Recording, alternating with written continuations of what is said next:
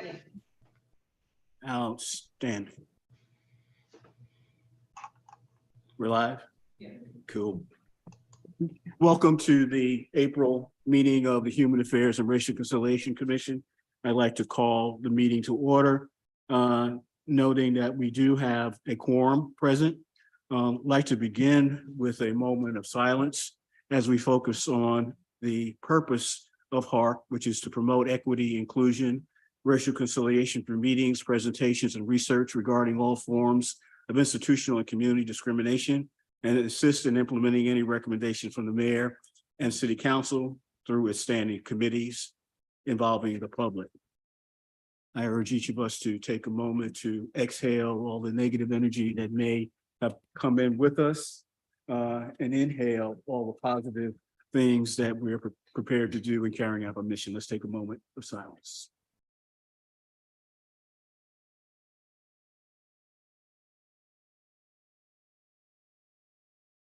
Thank you.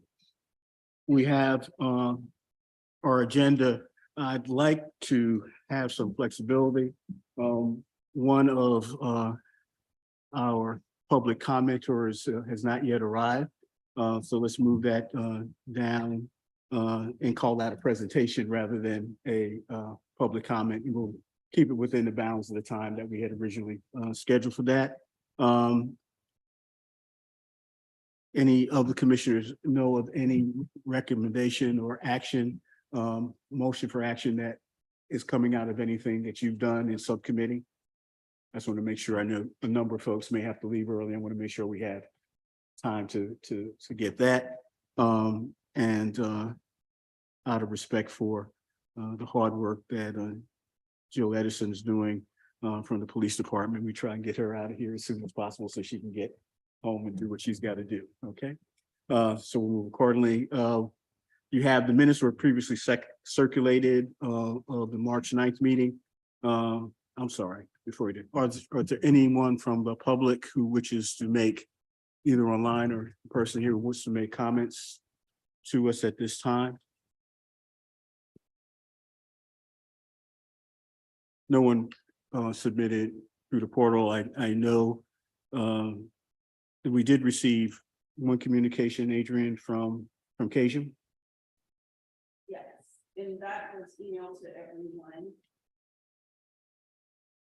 Cajun has sent the sorry.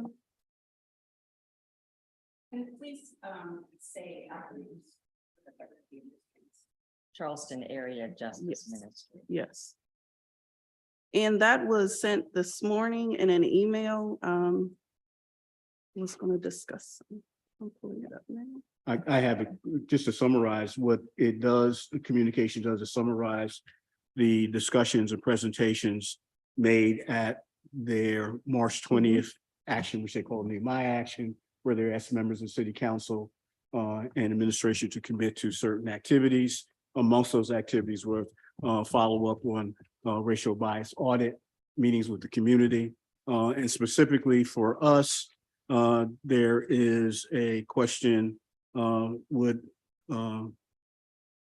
Park be interested in playing a role in scheduling and facilitating meetings with the public around those questions?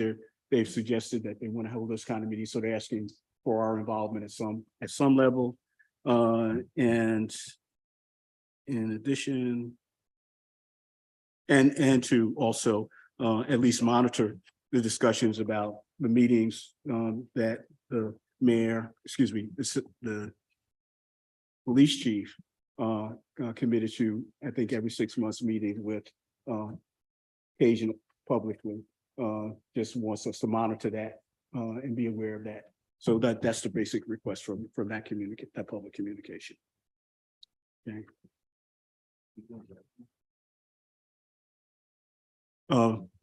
Jill, the question was, how's the chief?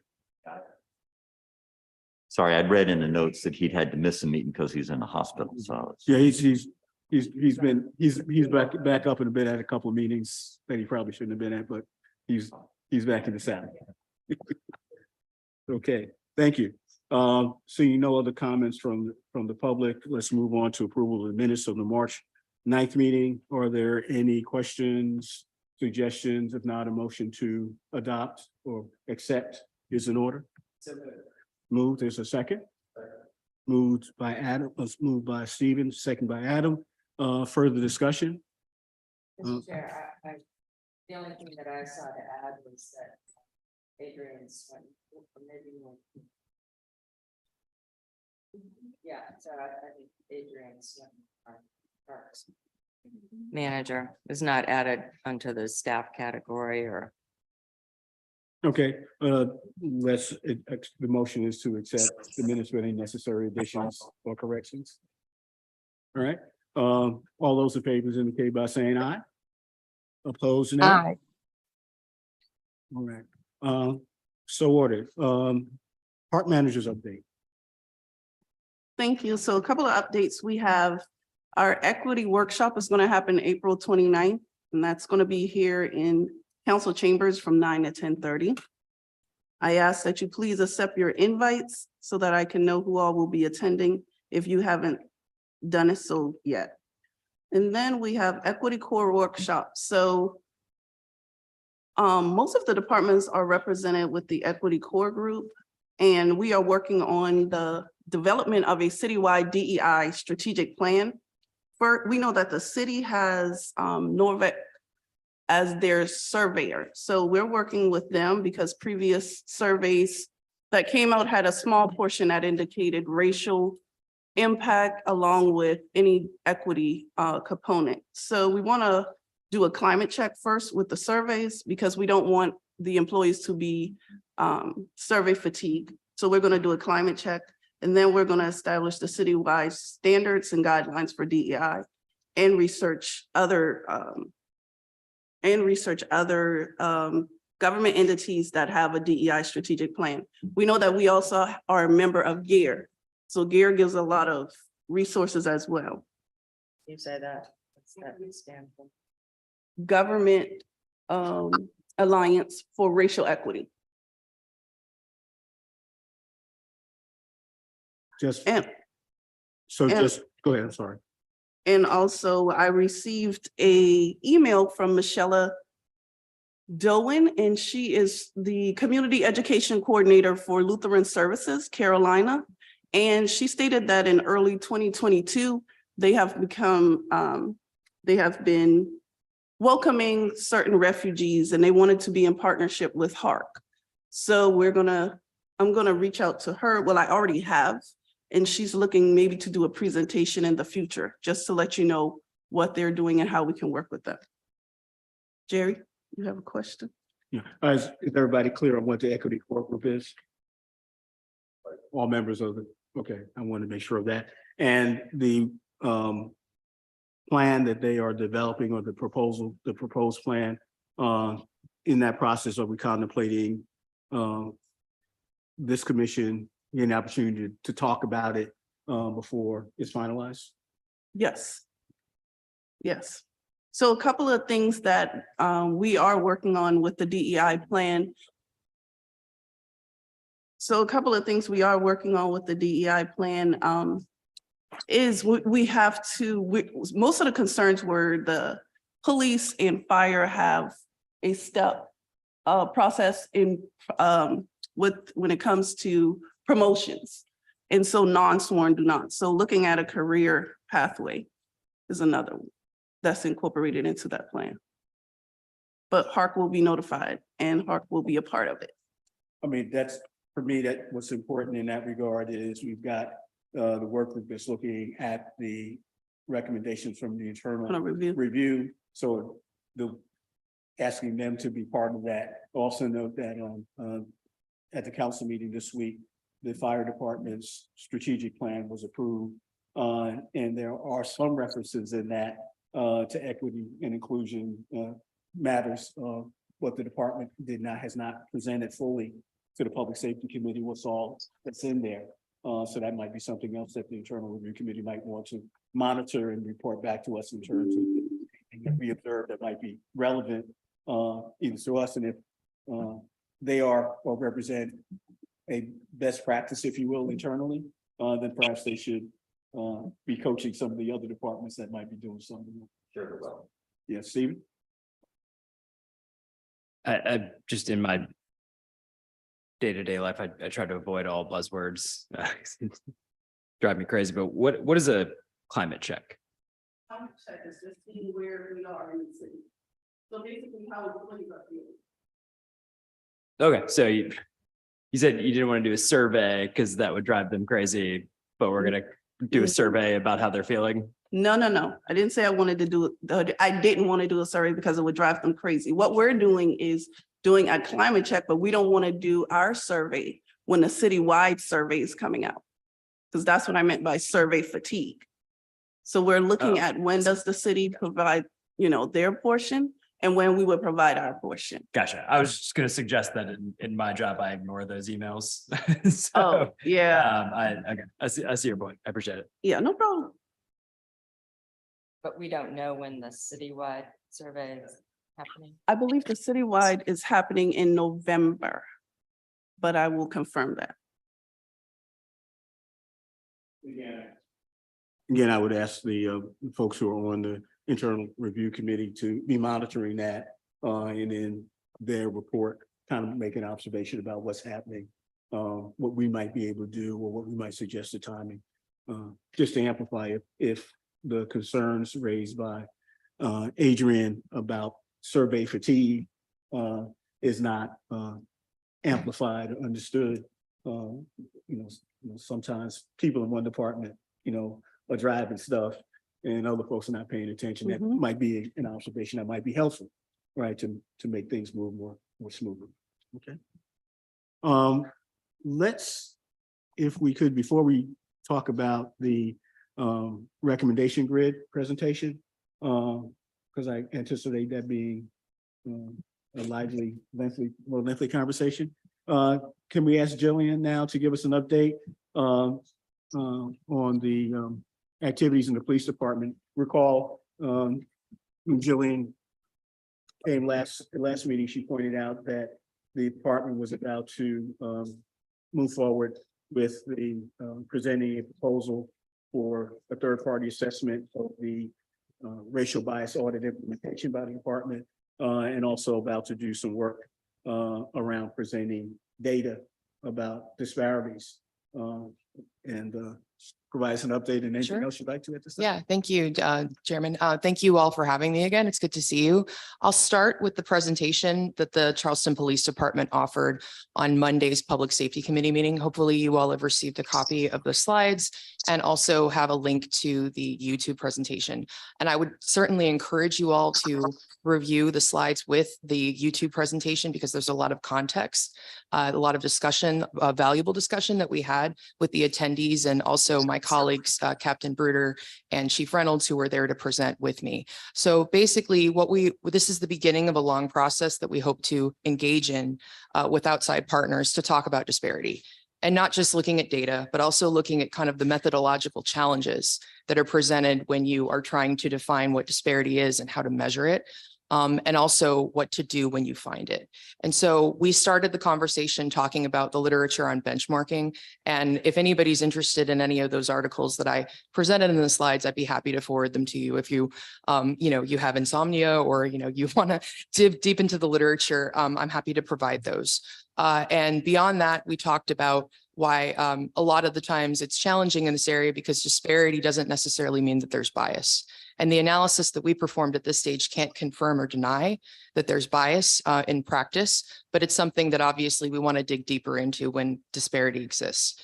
We also looked at 3 different points or practices of police. We looked at some very high level aggregate data on traffic stops, searches following traffic stops, and then use of force. We were able to do preliminary benchmarking on traffic stops and searches following traffic stops. And we need to do some more data analysis to better understand the context in which use of force is used, because as we found, there's a variety of different contexts when officers are reporting use of force. And use of force at the Charleston Police Department is very comprehensive. There are very rigorous requirements for when they have to report use of force documentation. And beyond that, we hope that just diving into these data and starting to tell our story about what we're seeing and, you know, what we think might be happening, and having those discussions with outside parties to get their insight and intelligence around, you know, what we could potentially do to address them. And the responses to disparities that we find might not be relegated to the police. We may have to go broader and look at community level impacts on these outcomes that we might be able to affect from other systems. So this is the start of a conversation. It's one that we hope to continue to have and, you know, provide regular updates. And we would really like to build out our data systems to better examine these on a regular automated basis so we could produce reports for the public. So basically that was the summary of the presentation. And I'll move from the presentation just to give you an update on the external review and assessment, because that's linked with some of our next steps. As Mr. Harris mentioned, we have received approval from City Council to work with outside researchers to evaluate the department's implementation of the racial bias audit recommendations. And we have begun the work. It's a 4-component process. The main players that we're working with outside are Dr. Jeffrey Alpert from the University of South Carolina and Dr. Robert Kale from Kale Strategic Insights. And so they're going to be working with us to do a fidelity assessment, which is the first stage. We're going through all of the documentation, all of the policies, some of the data, and having interviews with CPD staff to really get a good sense of whether the department adequately implemented the recommendations from the audit. The next step would be a subject matter expert review, where outside parties will also look at the same information. And because they have great knowledge about the types of best practices in all the different areas, they can advise the assessors on what the recommendation should be moving forward. The third part is a community engagement piece.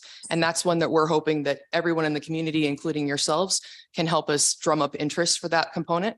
I heard about survey fatigue earlier, but we do have a survey as part of that.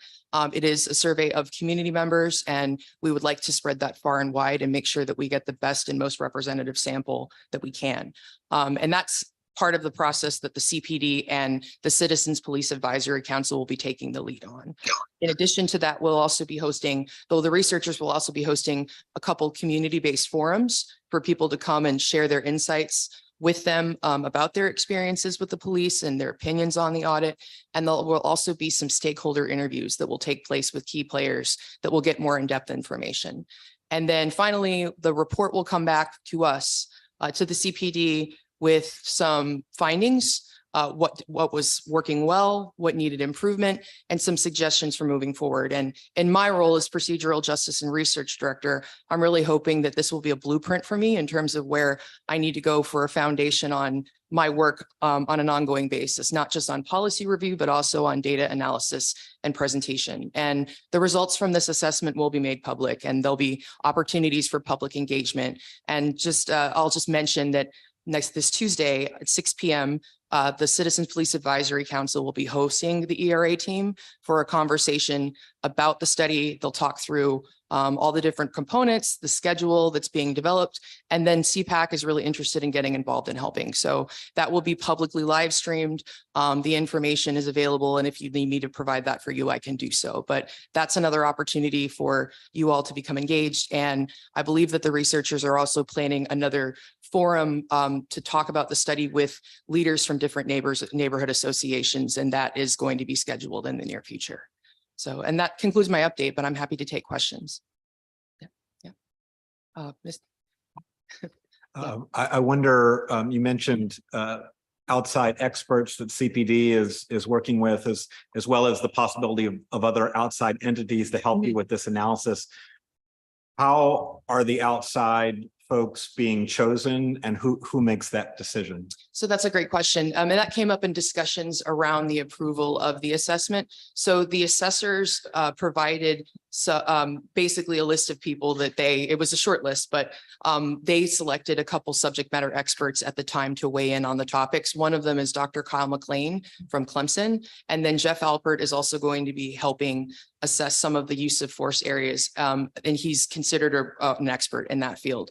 And since given the feedback that we received from the city council hearings, I know that Dr. Kale has been hard at work onboarding an additional community leader within Charleston, a diverse community leader that has ties to everyone here and knows the area very well, knows the landscape. And I know that there'll be an announcement regarding that part of the evaluation soon. So there will be some additional diversification in terms of consultation with regard to the areas, and it will be a diverse individual. You're welcome.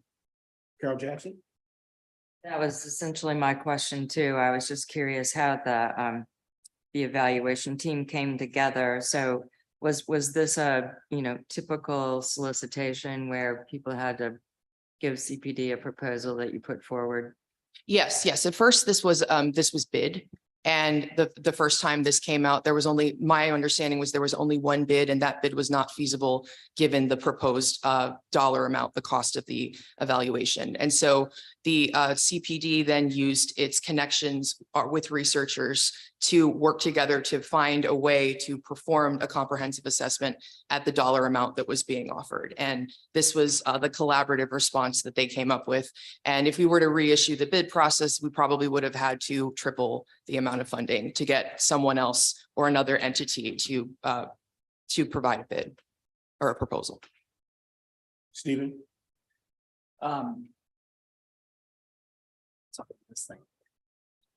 So thanks for being here. I know Yeah, of course. we've been keeping you busy lately. Yeah. But mentioned use of force reports, and obviously there's a level of force that would be unacceptable, and CPD would certainly take action on that. Mhm. Yeah. But with each use of force report that comes in, is there some system of saying, like, okay, this is an acceptable use of force legally, but maybe CPD is not thrilled with that, Mhm. and using that as some sort of training going forward? Is there some system of keeping track of those type of situations? That just seems to me like there's a very gray area of just use of force that maybe was preventable if we with hindsight being 2020, and not necessarily that the officer should be punished for that by any stretch of the imagination, but we can just use it as a learning tactic to say, maybe in the future, this is how you could have de-escalated that or something like that. Yeah, that's a great question. And my understanding is that all uses of force are reviewed. And officers are expected to have their body cams active whenever they engage with the public. And beyond that, there is the expectation that there are random reviews of body camera footage. And I believe I would have to defer to the professional standards division, but my understanding is that when they do find a problematic interaction with a citizen, that officer would, be held accountable. And a lot of that would potentially include additional training, such as de-escalation training. And that's one thing that the department is very strong in, is trying to make sure that, that use of force is not necessary, that they use every tactic available to de-escalate a situation.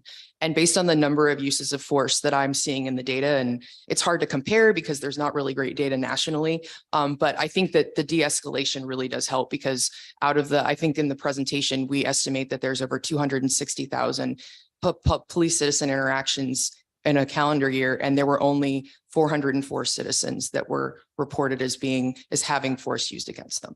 But you're right, they do take use of force seriously. There is a procedure and process to review every instance.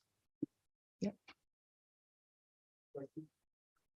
Yeah. You mentioned that there's going to be a meeting next Tuesday. I Yes. was wondering when and where, and can we attend? Absolutely, sure. So we decided to have a special Citizens Police Advisory Council meeting. Those meetings are currently virtual. So there is a Zoom link that we provide publicly that's announced by the city. If you're interested, you can definitely talk to Adrian, and I can provide that for you so you can listen in. And we encourage that, because the more people that know about what we're doing and why we're doing it and be able to provide feedback, the better.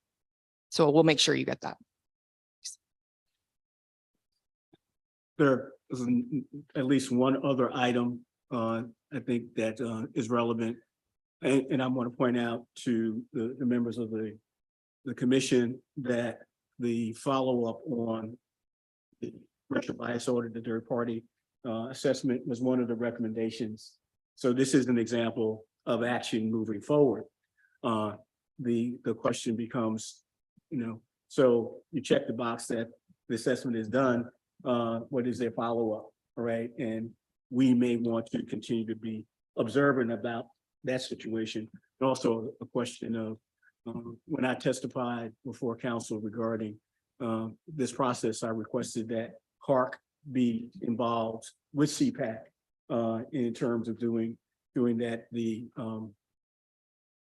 special meeting that's been called is actually a CPAC meeting, but as the vice chair, having talked to the chair, we definitely would invite full participation of HARC in any way we see fit. So if we have that discussion later on, and if there's some ideas, we can figure that out, just as we did today, in terms of we need to slightly amend the agenda to make sure that the questions that we want to ask get asked appropriately, because this is an effort to build a community engagement kind of thing. And since we have a concern about community being involved, CPAC has a concern. If we can get on the same page, I think that would be helpful. The other thing at the city council meeting, there was an application approved to the U.S. Conference of Mayors for $100,000 for resources to assist in building capacity in this area, data analysis, and specifically the pot at the U.S. Conference of Mayors. It comes from their racial policing pot.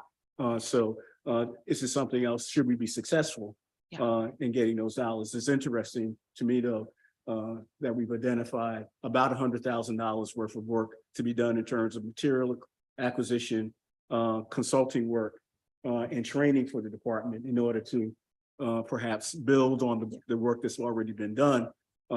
If that amount of money is needed, perhaps we all need, and the mayor said this one because I think he identified the fact that he had identified the opportunity. Maybe others in the city family need to look at that. And if we need $100,000 to build on this capacity, either internal resources or external resources need to be looked at. So again, that's something I think we should consider following through.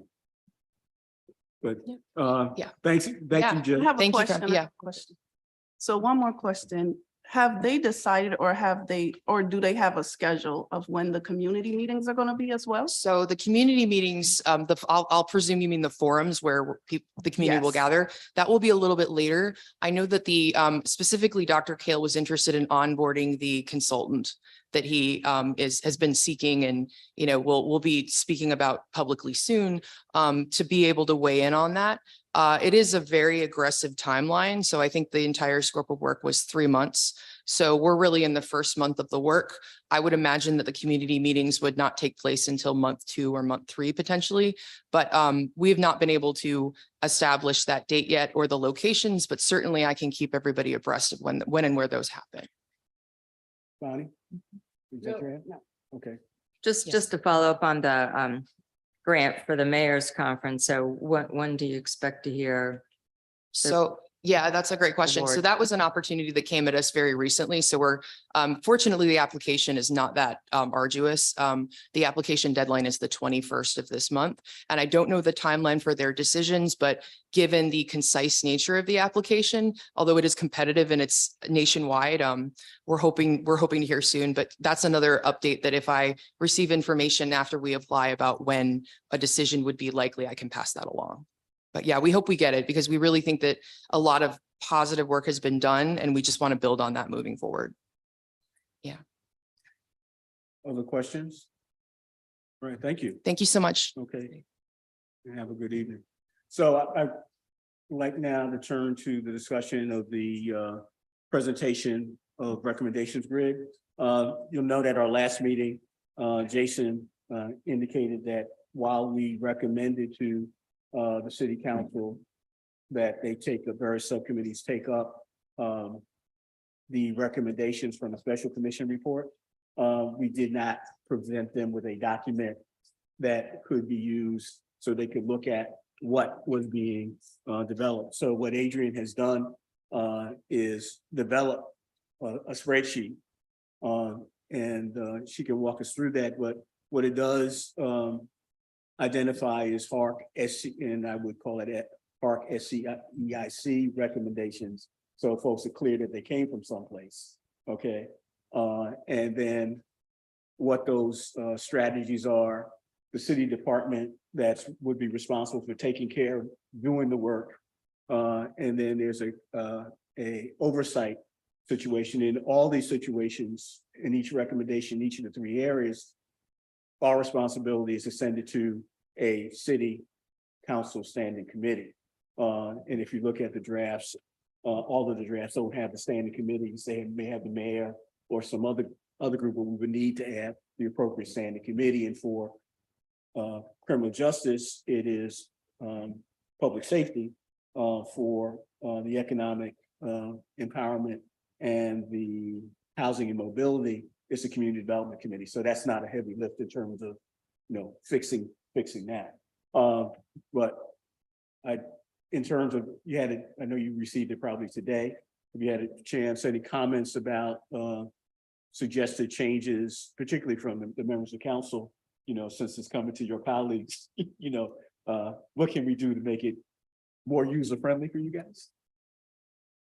Chairman, can you just clarify, is our discussion now to determine our response to the format itself and how it might be used going forward? We're not really looking at the actual strategies and actions for No. each one of these, The right? our recommendation made in February in these three areas is for all the recommendations to be moved forward to the city council standing committees. This is designed to be the document that we would send forward. There may be, by virtue of, for example, of the things that Jillian shared with us in the comment section, we may say we already know that the contract has been let, et cetera, et cetera. All right, so we know the progress there that might be added to the document, but the intent is that this would be the format.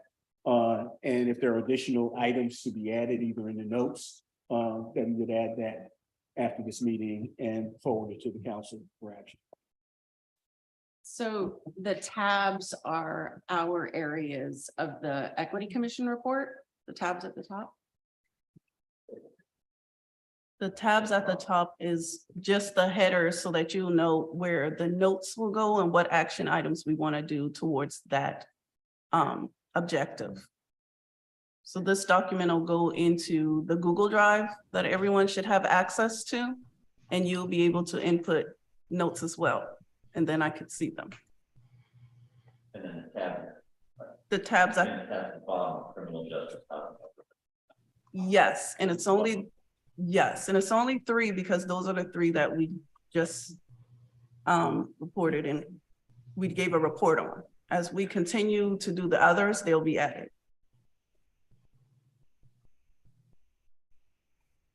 Questions, observations, thoughts? Excuse me. Carol has a question. I was just gonna say that, girl. Hi, Carol. Hi, I wanted to raise the issue because one of the first things I noticed when I read over the spreadsheet, and Jerry just mentioned this, he said these were the commission recommendations, and the original document had HARC recommendations, or HARC at the top. Let's see if you can go back to the top, Adrian. So for me, these were the commission recommendations, and that's how they should be labeled. Otherwise, I would think we would want to have discussions and say, okay, how would we label the recommendation? So for me, again, the recommendations are the ones that we're considering, which came from the special commission. And my view is that's how it should be labeled, as the special commission recommendations.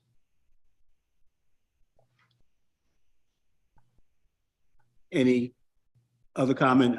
I would agree with that for clarification. The transmittal memo would be, here are the HARC has reviewed and per our report from February, whatever, All right, here's a document that allows you to track this, and we've updated it with some comments, and we're asking that the appropriate standing committee take up the work. I mean, that is the. Okay, Right, Basically- this is just the tool.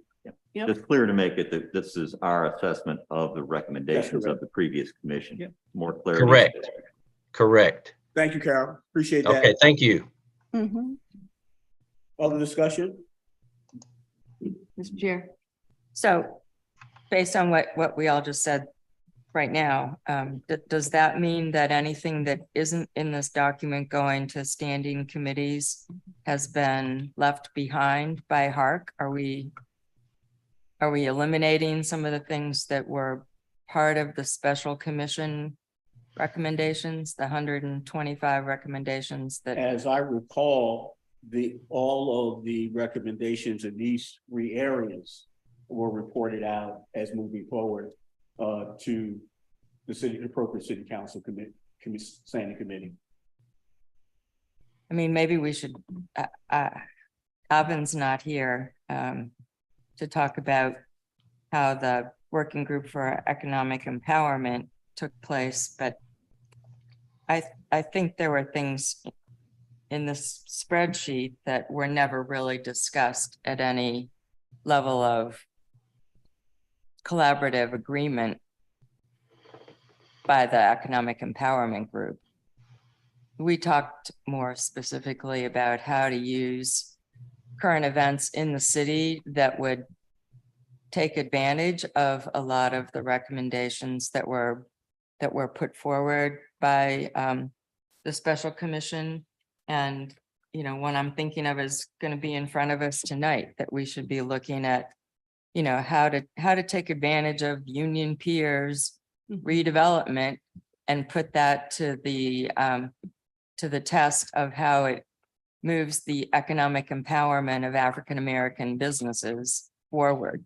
I don't think we ever had a discussion that we're in agreement with the support and create and foster 300 Black businesses over the next 5 years.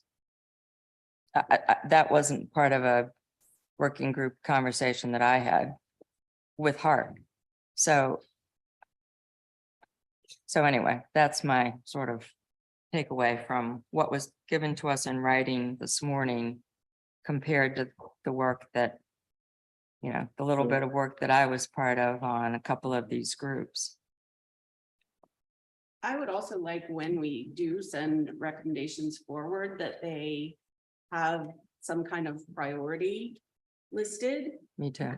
so that we can say, we think these are the most important things for you to take up first, second, and third, and here are the reasons, right? You know, it might be because it's more important, it might be because it's a quick item that council would take. Bob? Well, I was just thinking that this is really a living document and that these are the priorities that we've addressed so far, but not by any means the end. So, I mean, that kind of addresses the priority and maybe the scope that we're looking at that point. So co-chairman Thacker, Mhm. all right, was urging that we get something forward, move something forward. If there needs to be additional things done with this, let's identify what that might Yes. be. If it's a question of making notations in terms of in the no column about priorities, or in others, if it's Carol, if the Union Pier, if the low line, are things that we think are high priority, we could put those in the notes. Okay, in terms of reflecting what we think should move more quickly.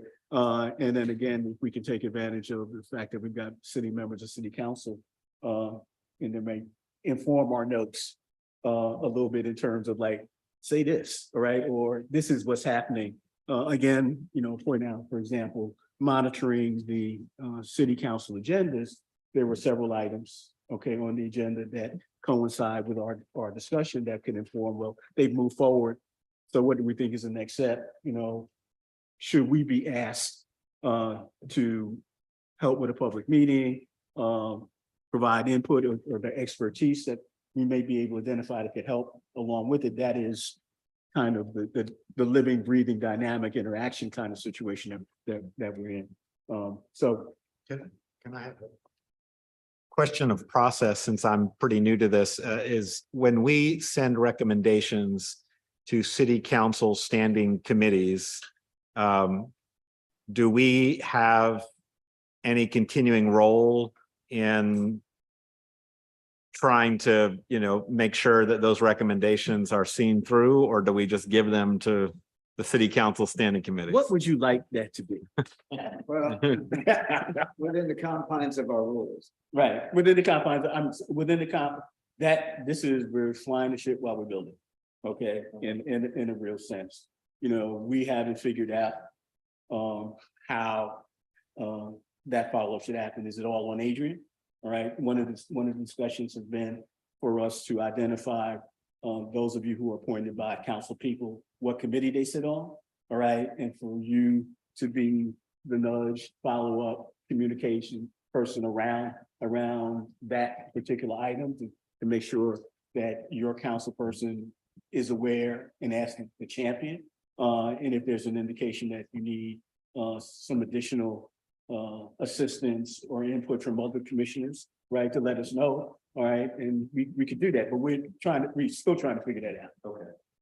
Carol? I mean, I think that Adam's onto something, and it's occurred to me that there's nothing in, what happened on the special commission side of things, because there was no heart. One of their recommendations was to create a heart for the city on a permanent basis.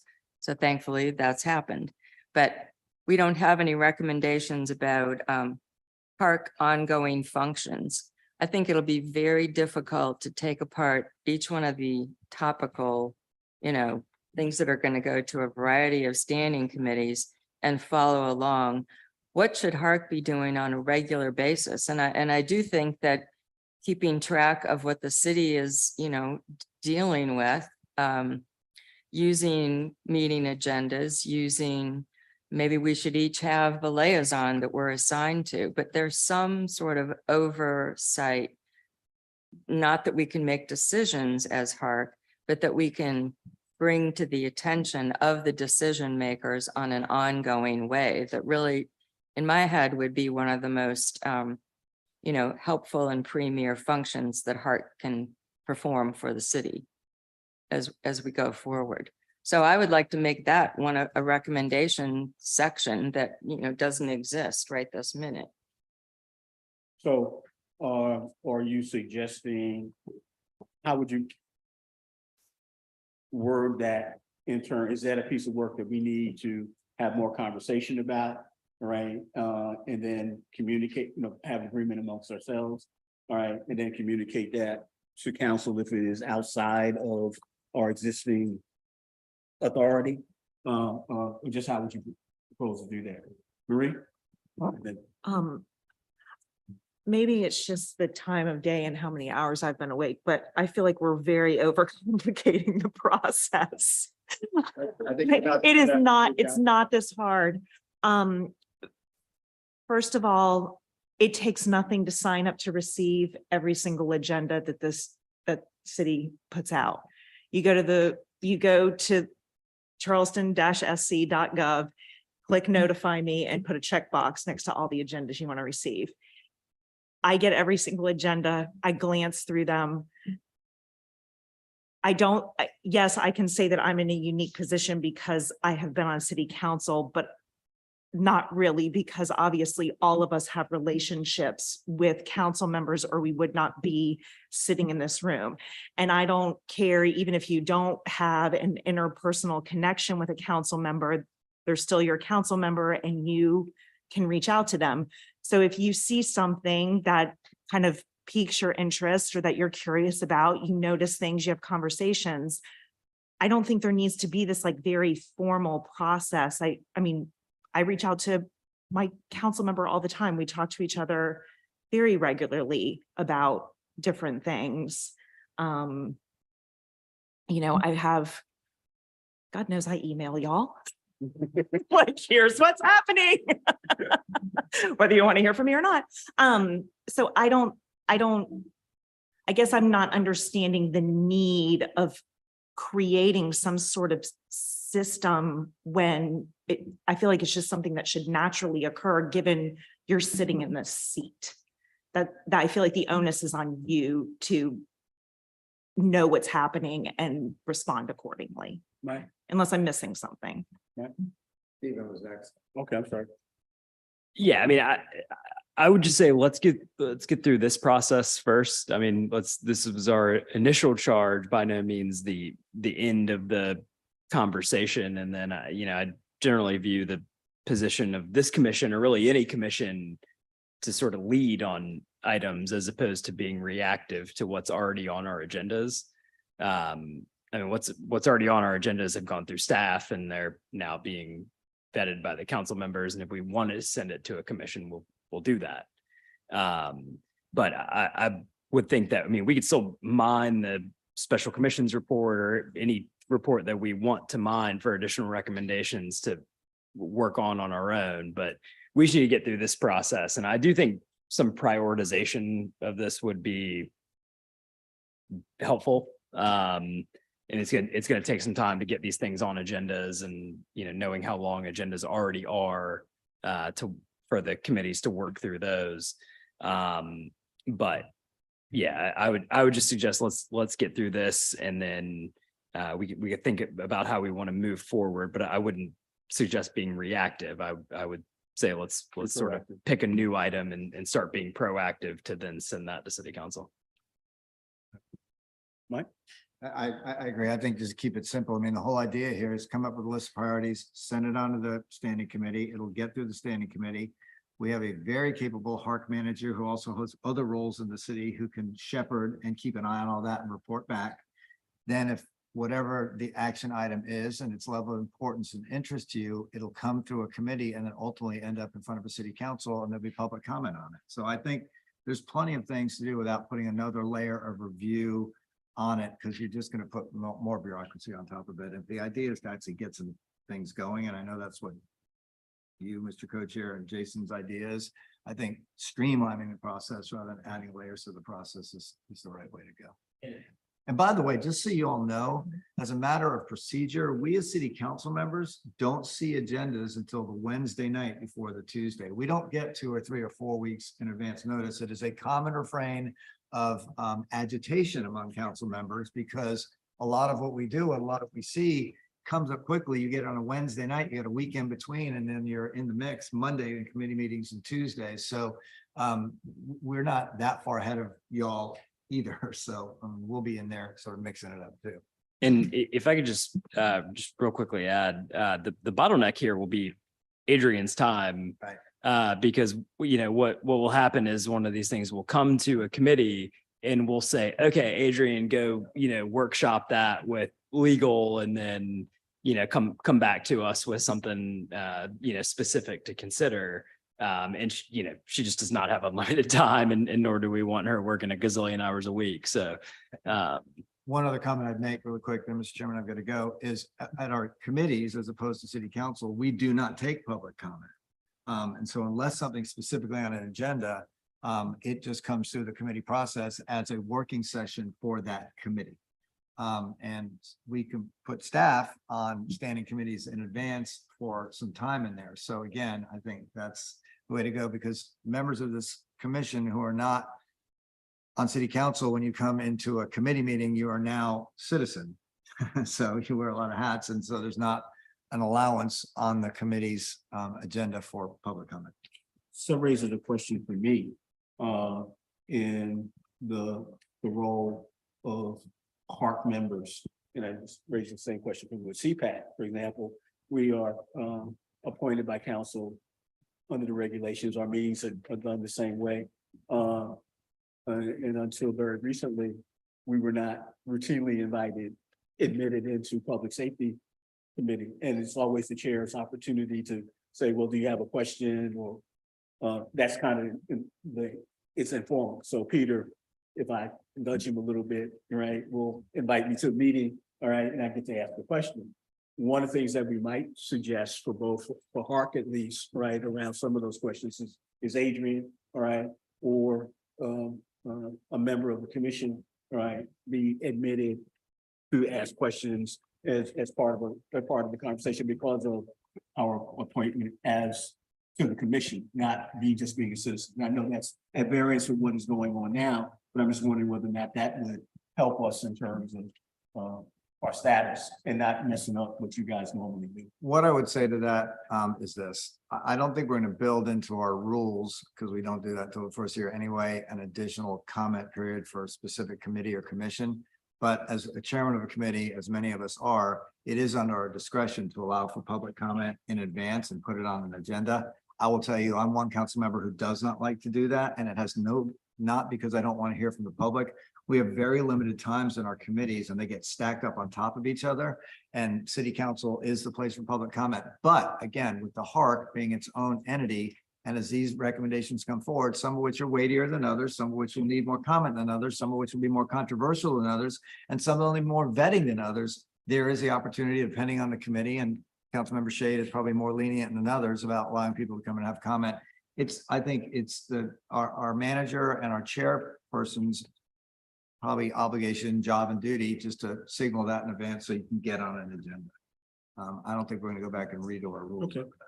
Let's start a try. Councilmember, well, And and I get it, and it's a good try, but you've seen enough of city council to know anything that adds time on top of us right now is going to be met with some resistance. Fair enough. I really appreciate all of the feedback to that, and I would just like to clarify what I was intending in saying that we don't have an overarching HARC set of ongoing responsibilities based on the fact of what you all were just talking about. We all need to be proactive. We all need to be watching the things that we're the most interested in that are coming to the top of the city's attention. So I was not trying to make another layer of complication, confusion, whatever my words must have portrayed.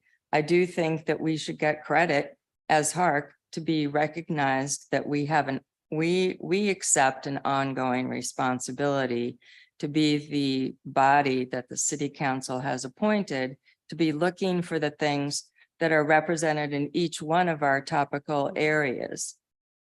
Equity, inclusion, and racial conciliation. And we don't have that. We might have it in our, framing ordinance, but in terms of putting that into a statement that goes right along with some of the other more topical prioritized recommendations that are now here in this document. So that's all I was suggesting, Okay. is that we take responsibility as a appointed commission to be as proactive as we can be. And we've got an example of that when we noted the question of appointment to the commissions.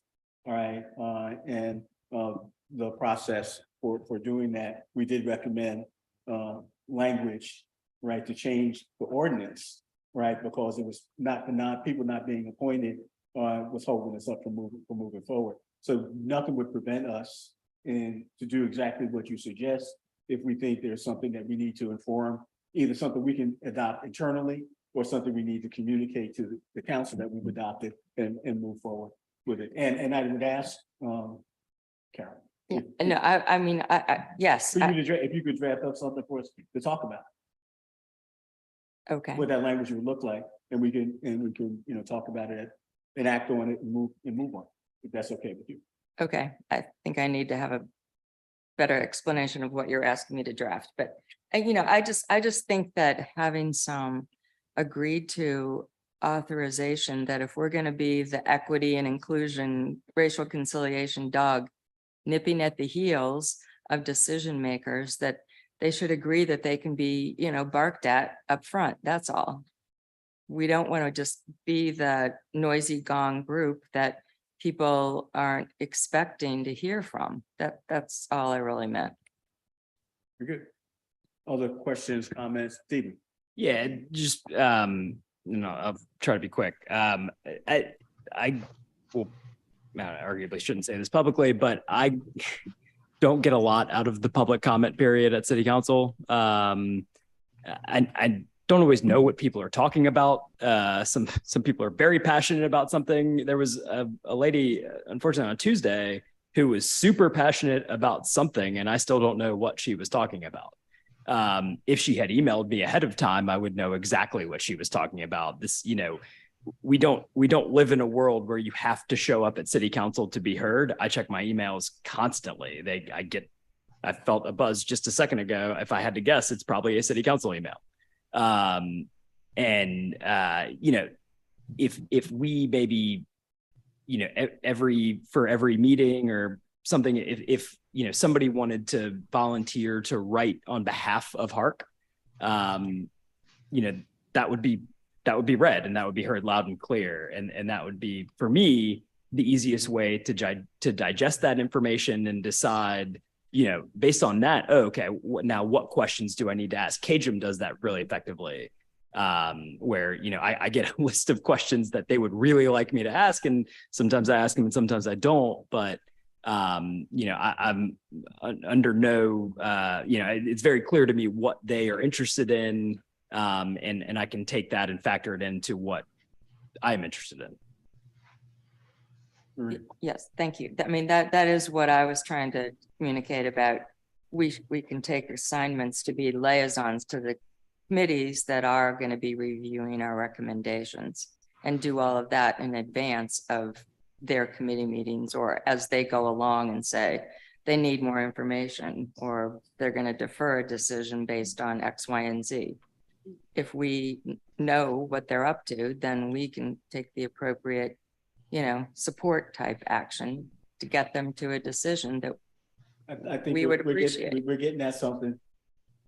I have a very uncomfortable question, but I'm going to ask it. Why is this commission held to a different standard than every other commission in the city of Charleston?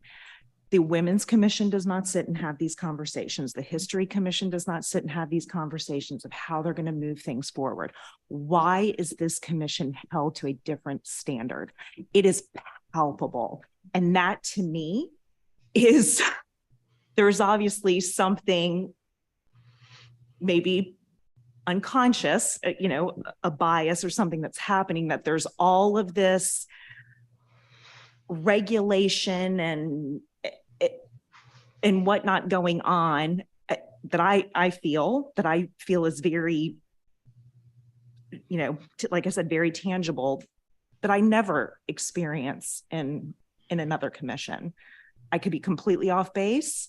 And Adrian, you can totally correct me if I'm wrong, but I have felt from the get-go, from the very, very beginning, this is held to a different standard. And in a lot of ways, a standard that sets it up for failure, because it's like there's there's a whole different set of rules. Like I said, the Women's Commission doesn't go through all of this.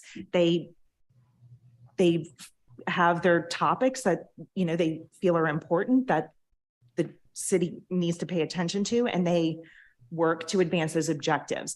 They are not sitting around and being so process oriented and so, there's a lot of fear underlying all of this.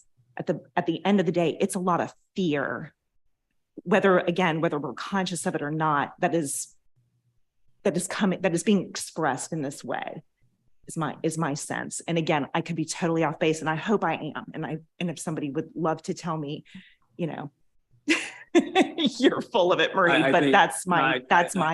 you for that comment. And I think we should marinate about that a little bit, and maybe think about, is anybody acting out of a sense of fear? Certainly our existence is controversial, and maybe that controversy, all right, is carrying over as part of the umbrella, but I'm not certain, but I think that's a longer conversation. Carol Fry? Yes, thanks, Jerry. I just wanted to reinforce a couple of points that Carol made, because I feel, Carol, Jay, that I feel the same way. You know, she mentioned the way that we have set ourselves up, we divided into small subgroups, and we're trying to move ahead. We think that's the best way to do this work. But I think a part of what she was saying, and I certainly feel the same way, is that what we want to have happen is to make sure that we as a group, are discussing these topics, and what I would feel comfortable about, and I think I heard her say this, was there are things that might end up on this spreadsheet that we have not had conversations about as a full group. And we do need to make sure that it doesn't happen, that all of a sudden something moves forward and it's not even been discussed as a full group with the debate that whatever the topic is deserves to have. So I want to reinforce what she said. I think that's what she was saying, and I totally agree that and what was just said. I'm not sure what to say about that. We've got an expert in our group, in Bonnie, who could help us work through some of those issues about any feelings of concern or fear or whatever. But I did want to reinforce what Carol said, because I think that's important, that we understand how we deal with these topics, how we come to agreements, and then move forward from there. So thanks for the opportunity to make that comment. Go ahead, Bonnie. Thank you for that, Carol. I would just urge us all to be as concise as we can and stay focused on the things that are important. And if it isn't urgent or has to be done right now, we've got really limited time. And so err on the side of not speaking versus speaking, and be concise when you speak. And Bonnie just reminded me that we have time limit, and this conversation has been fruitful. Just for the record, both for the public, so do not misunderstand. This body in December voted to send forward all of the recommendations that were in the special commission's report in the areas of economic empowerment, criminal justice reform, and housing and mobility. So nothing in the entire body did that. Based on the recommendations and the work of the subcommittees that were done, short, quick, and in a hurry, but that statement was made by, these are moving forward with the full blessing of the entire commission. Nothing in those columns, okay, have not been vetted. Any comments that might be added further out, okay, could be observations in how they get in. If we're concerned about how we vet those, that's something else again. But I just want to make sure the public understands that the full body of these recommendations in those three areas have been forwarded to them, or to be forwarded to the standing committees, appropriate standing committees of city council, based on the action of this body. I just wanted to make that clear. And with that, if we could now turn to the presentation by Bernie Masak of SCAD regarding Union Pier. Bernie? Let's come to the mic. No, you actually come sit over here next to me, Bernie. Oh, yeah, you can sit. Oh, that's fine.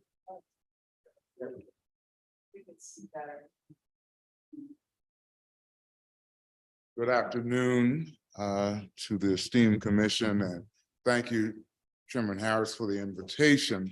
My name is Bernie Mazik. I'm president and CEO of the South Carolina Association for Community Economic Development. We're a statewide trade association of nonprofit economic development organizations throughout South Carolina, headquartered in Charleston. Well, I'm also speaking on behalf of a group called the Strategic Thinking Group, which is a group of leaders in the local area that seeks to look at how economic mobility can occur among the African-American community. It was suggested that I speak to this group as a proposal that is emerging about the Union Pier redevelopment master plan. And first of all, I want to thank you for the work that you're doing overall. This is hard work, but we applaud your leaning into it. The Union Pier redevelopment, and I don't know whether I'm doing this the right way or not. It's not. Does he, you need to do it from,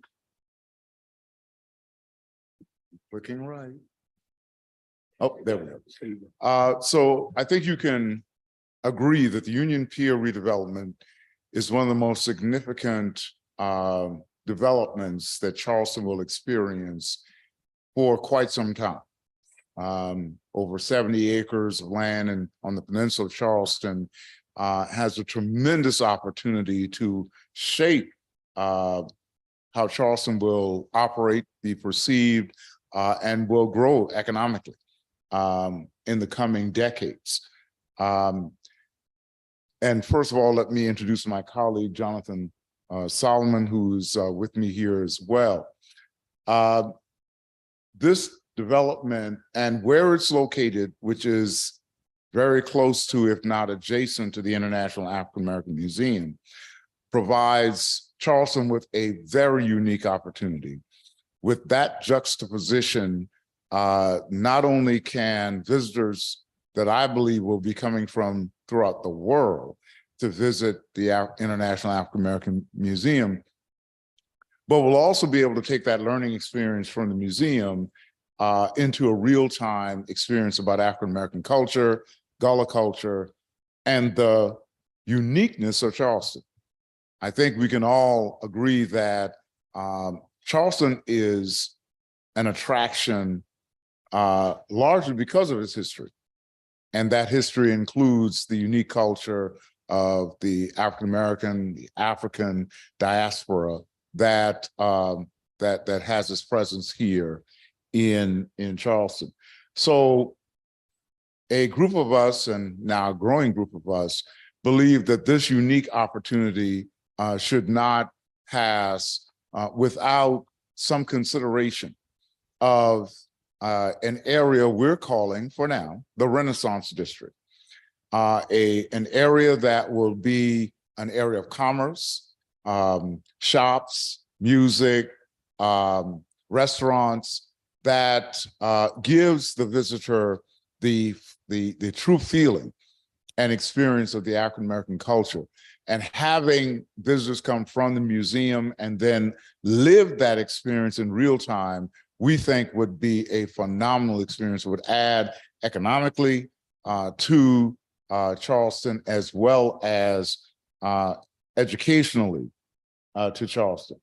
So what we're proposing, and we've had one conversation, brief conversation, with city staff and with port staff and the development group that's working with the port about this concept. And we're going to be working on a follow-up meeting to that. But the thinking is, I moved too quickly. The thinking is the visitor, and not going to waste your time and pull it out, but if you look to the left corner of the screen, that's where the International African American Museum is. And you would come out on Concord Street and just proceed down. And the idea is that a Renaissance district would be along Concord Street from the museum. We're proposing a minimum of 60,000 square feet of the 300,000 square feet that is currently being proposed in the Union Pier redevelopment be dedicated to, or there be a goal of attracting African-American businesses that will give the African-American experience and Gullah experience for the visitor, as well as creating economic opportunities for African-Americans in the Charleston area, a minimum of 60,000 square feet. Now, why 60,000 square feet? It was an off-the-head calculation. The African-American population in 1960 was 51% African-American in Charleston. 51%. Roughly that population in 1960 was 115,000 residents. Do the math, and it's roughly 58,000 residents. So we're saying a minimum of, and we rounded it up, 60,000 square feet, minimum to be dedicated to the Renaissance District. We're building this off of what we think is a successful 18th and Vine district in Kansas City, Missouri. That is the home of the National Negro League Museum and the National Jazz Museum. And there in Kansas City, they also have a variety of restaurant shops, jazz clubs, and other venues that create and give the visitor there in Kansas City, to Kansas City, a unique feeling, barbecue and other offerings there in Kansas City. So we're at present modeling this somewhat after 18th and Vine Historic District. Again, this unique opportunity, once in a lifetime opportunity, we think will be offered because of the International African American Museum, and of course the redevelopment of the Union Pier development. And we really think that this would be a tremendous opportunity for Charleston. We also want to lift up quite an ironic scenario, because this area is being redeveloped about 2, maybe 3 streets from historic Ansonboro. Again, in the 1960s, historic Ansonboro was a majority African-American neighborhood. But because of urban renewal, that changed. And I think a few months ago, there was an article in Post and Courier about the last family that sold their house, African-American family sold their house in Ansonboro. So again, we're looking at an opportunity to once again return to the peninsula, some history, a sense of place that once existed in a significant way on the peninsula of Charleston, and at the same time create a business corridor, an opportunity to grow economic opportunities on the peninsula. Now, and I'm just not going to go through this, but the Brookings Institute a few years ago produced a report kind of saying, because we often look at the disparities between African-American businesses and non-African-American businesses, and usually those disparities are significant. Brookings did a what if. What if African-American businesses were on par with non-African-American businesses? What would that mean to the overall economy in the US? And these are some data points, and it's in your packet that you can read through them as well. I'm not going to insult your intelligence by going through them here. But we consider these are some goals that we could also aspire to. The last one, I'll just say, if the number of Black businesses match the population size and revenue of each of, Black businesses create an average of 10 jobs per firm compared to 23 for non-Black businesses. If the average employees for Black businesses increased to 23, that would create 1.6 jobs. It's all about the numbers, the economy in that context, and I won't insult your intelligence on that. Now, what I also want to share with you is that the Charleston area currently have an emerging support system for African-American businesses. We know the disparities exist there, but we now have an emerging, what we call ecosystem to support minority businesses, and specifically African-American businesses. In 2021, SBA launched a community navigator program nationwide. It was a competitive program to attract proposals from groups that are willing to work intentionally with minority businesses, and they would provide resources for those efforts.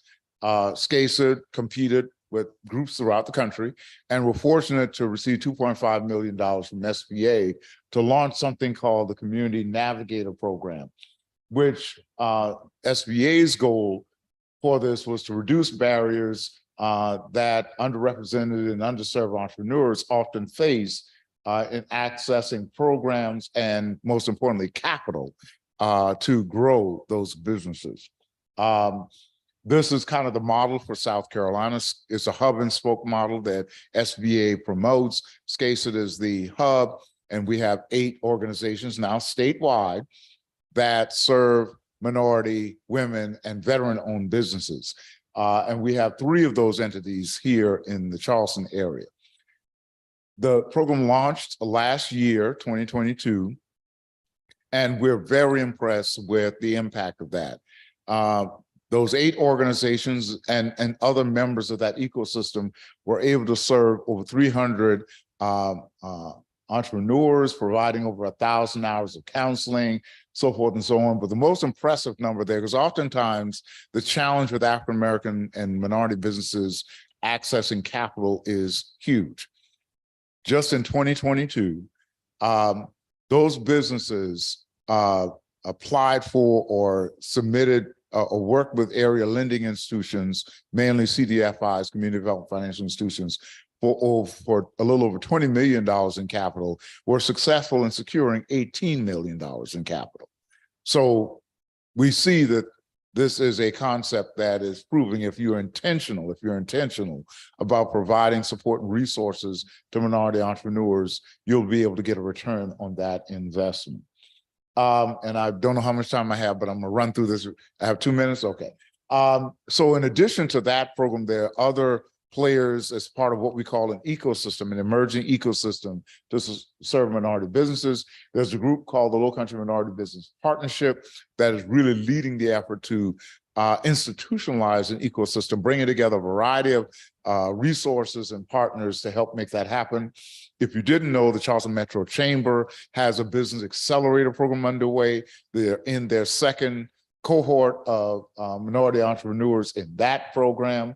When you talk about services and programs, we have a variety of groups in the Low Country and the Charleston area doing that work, to include Climb Fund, Increasing Hope, South Carolina Community Loan Fund, SBA Score, and so forth. You also have a number of groups providing capital to minority entrepreneurs where we didn't have years ago. And so we're very excited about that. And a number of us are part of an effort in North Charleston called the Opportunity Center, which is playing a significant role in this work. So we come to you with this concept, and I will admit it's an emerging concept, but it is something that we wanted to get in front of your group to make you aware of it, and the Union Peer Master Plan will eventually go for City Council for approval. And it's our hope that by the time it gets to City Council, something of this concept, a Renaissance district or something of the like, would be included in that concept. So we want to inform, educate groups about this. If groups choose to endorse or lean into it, we welcome that as well. But just wanted to have the opportunity to share that with you. Thank you, Bernie. Appreciate that very much. What Bernie didn't say was he is part of the reason we exist. He served on the Economic Empowerment Committee.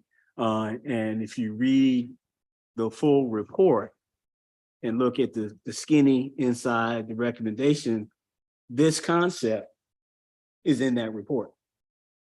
So in essence, what we, in our sending forward the economic mobility piece, we said this kind of thing should be looked at. Here is a concrete example of something that will be talked about, could be talked about as part of a process that will be going on over the next couple of months. And it's exciting to hear that this is what people are for. There's a vision, and like to know, for example, what would you ask us? What would you ask of Hark at this point? What am I asking of this group? Yeah. I'll just be bold and say we'd like you to endorse it.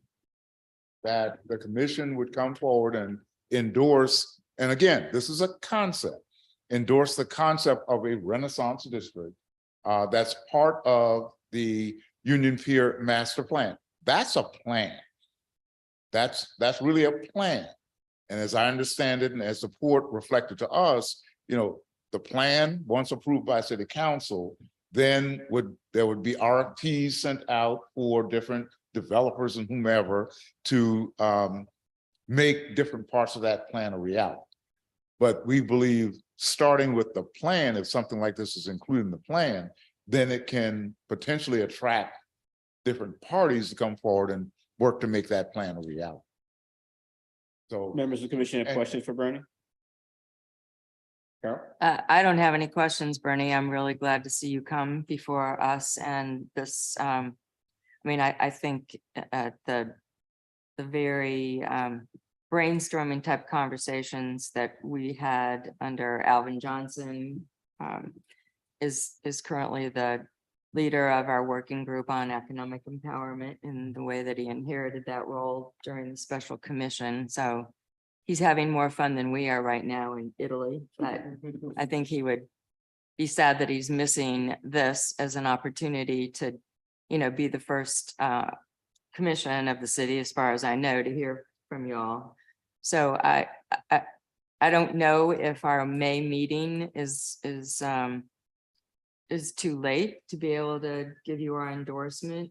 But I do think that this should definitely go back to the economic empowerment group to maybe, meet with you more specifically and flesh out. I have my own personal citizen Carol thoughts about a lot of these resources, but I think it's clear that a lot of what the special commission's recommendations were around Black economic empowerment, are satisfied or at least furthered more tangibly with this proposal. So I'm very inclined to be able to vote yes when it comes time to endorse you, and I do hope we take that vote.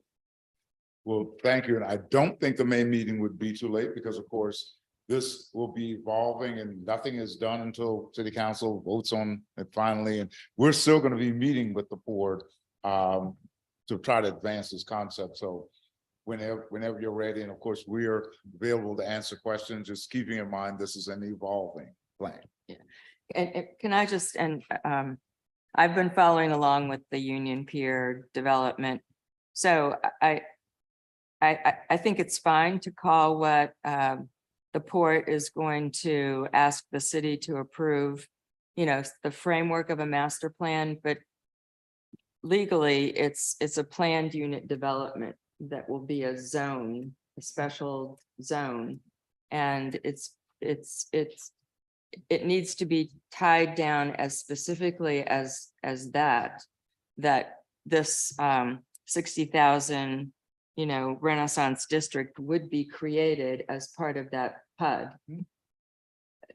A master plan will sound wonderful, but it will not be the legal feet to the fire that a potential buyer of the Union Pier property. And that's my understanding, unless they've changed their way that they've explained it in terms of a purchase and sale. The port is going to do their absolute best to get this PUD approved by the council, and then they're going to flip the property essentially.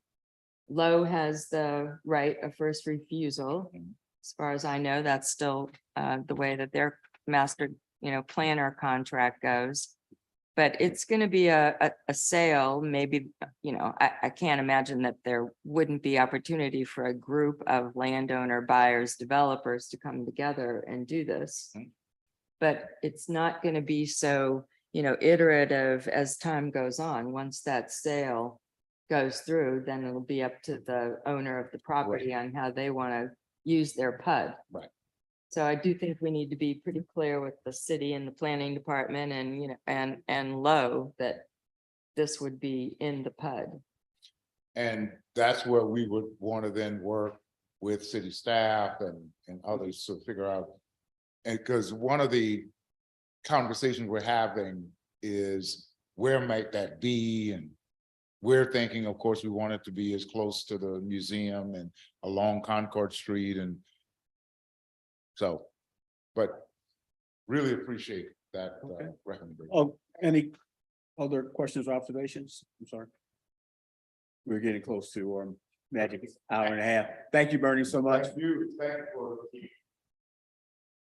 So are there updates from either of our work groups on history and culture or internal review at this point?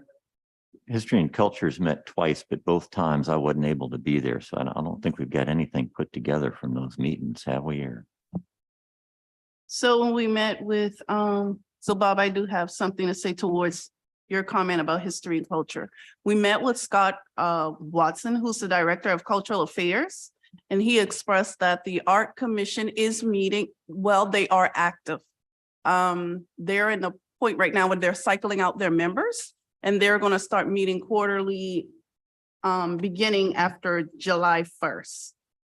So I am working to get the subcommittee with a meeting with Dr. Felice Knight. I'll wait for a response. And so that's where in the history component of the commission is showing that it's inactive. So we have to dig a little deeper with the history component. So, Well, go ahead. great, and I'll just follow up with you and we'll make some scheduled time. So also note that the city has received a grant from the Park Service to do some work on preservation of settlement communities and are proceeding with that. So again, the interface of history and culture with the master plan. The master plan talks about working in the settlement communities. So in terms of a notation, if you will, in terms of progress being made, that would be noted.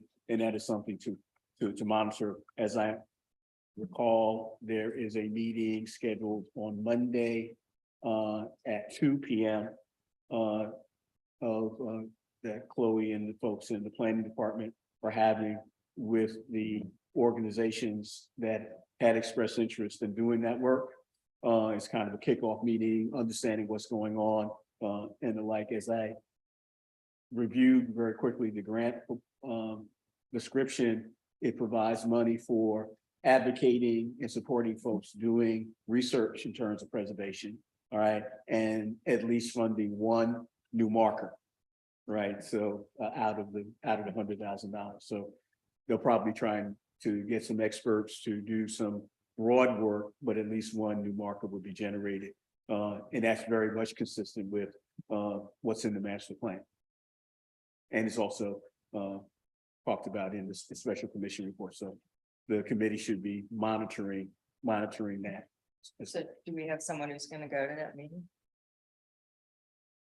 I don't know about the meeting. I'll research it though. I don't have anything on my calendar. Yeah, I think it's Monday at 2. Will there be a Okay. virtual component? It is a virtual meeting. Okay. As I understand. It's a planning meeting. The Planning department? Chloe's is hosting the meeting. She's saying. Okay. You know, I could probably zoom in for the first part of that. Okay, when I Yeah. find out more about the meeting, I'll send it out. anything on internal review? And also with, still on history and culture, the Anson, just a side note, if you're wanting to attend, the Anson Burial Grounds are doing the reinterment. And that's gonna be May 6th from 4 to 5. That's open to the public.